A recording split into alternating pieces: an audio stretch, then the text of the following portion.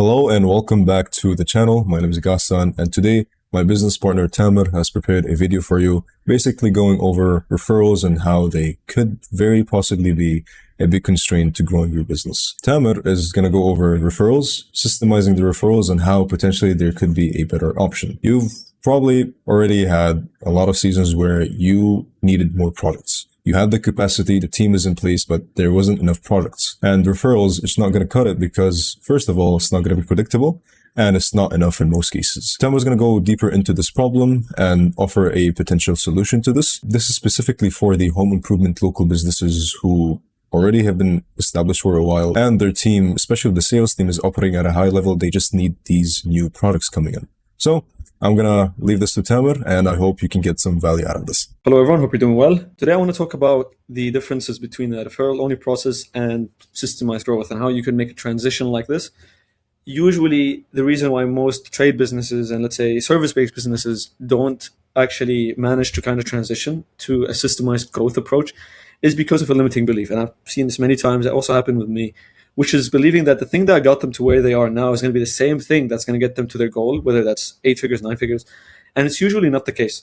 So the way that you would make that transition is breaking that limiting belief. And yes, it's going to be a bit uncomfortable and scary, especially the uncertainty part is going to be annoying because you're trying something new. You're trying something you never did before.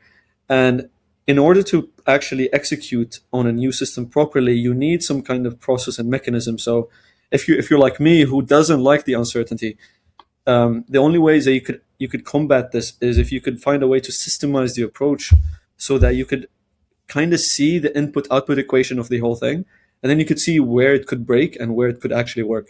So you could, let's say, if you use referrals, if you're a home improvement business, for example, you could see that sometimes, let's use the example of a flooring business, right? If you do flooring, you could do a good job, right? You could do something really good for a client, and you'll be very, very proud of doing it. If based on their goodwill, if they want to refer someone to you, basically, you will get also a few more products from there, and then that's it. Really, you can't do much more than that. If you try to ask for more, it could work, but usually it's not the best approach, which leads to the pipeline drying up, and then you're gonna have to chase work again. You're gonna have to drop prices. You're gonna have to take bad jobs. Cycle will basically repeat, right? So, just want to introduce you briefly to a process, let's say a concept that I got from the $100 Million Leads book from Alex Hormozi. Shout out to him. This could be applied to scaling any kind of system in a business.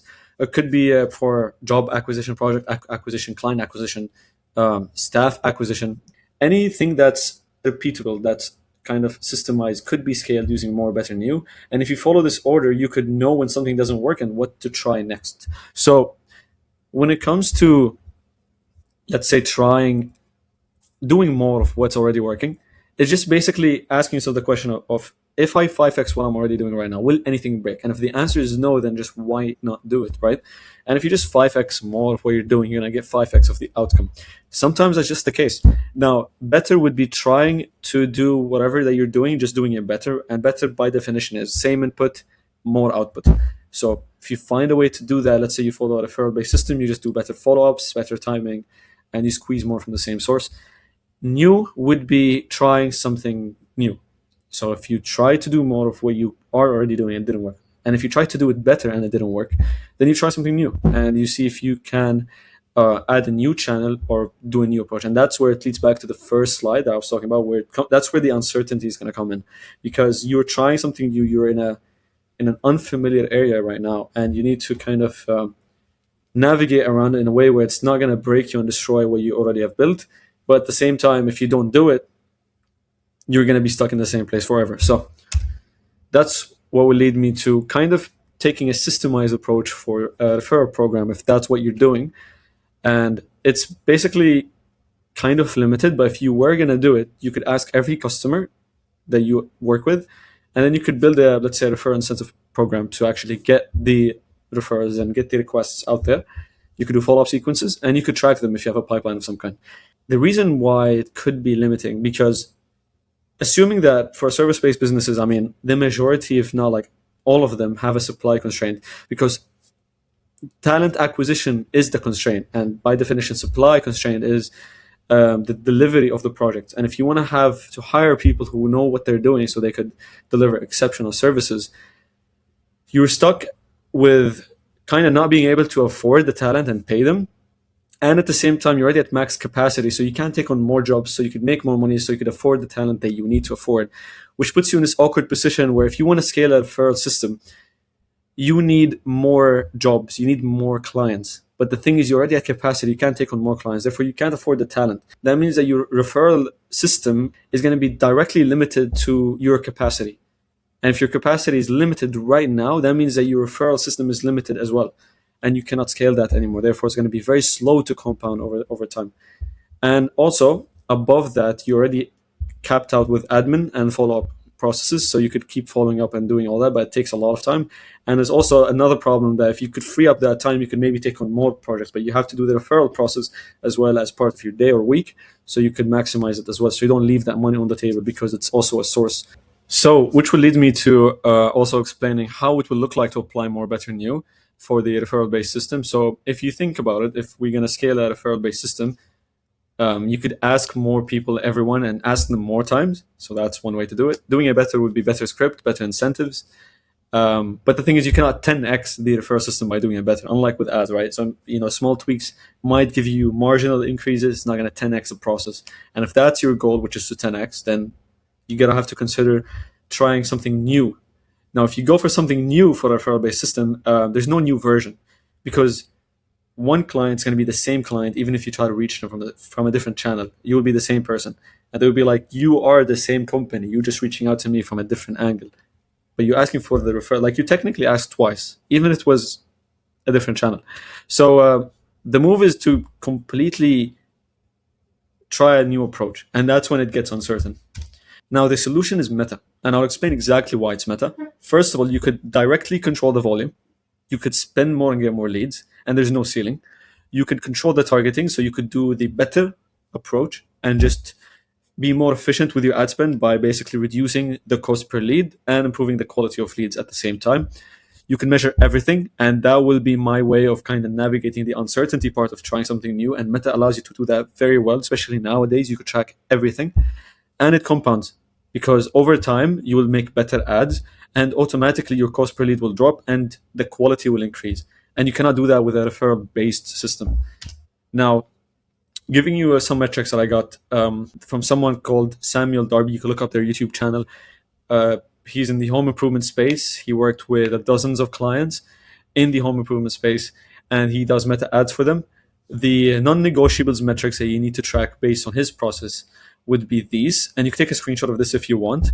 Basically, if you track all of these numbers, and if everything is in KPI, there is no way you would be losing money. And I could explain the KPIs briefly of some of these stats. It's going to be just basically a specific budget. If you link it to the ROI, which is revenue divided by ad spend, for a service-based business, let's say it's a trade business, let's say it's a home improvement niche, 9-to-1 ratio is going to be what you're looking at. So ad spend, let's say it's 2,000, you're looking at 18,000 revenue from a 2,000 ad spend. And if you could do that effectively, you were basically hitting KPIs and you could scale the system. And at that point, it becomes an input-output machine of putting $1 in and you get 9 out the other side, assuming everything is in KPI. And then it just becomes a matter of navigating these one by one to making sure that the numbers are right and they're hitting the KPI. Now, more, better, new when it comes to meta ads is very straightforward. If you want to do more, you just increase the budget and you could just spend more.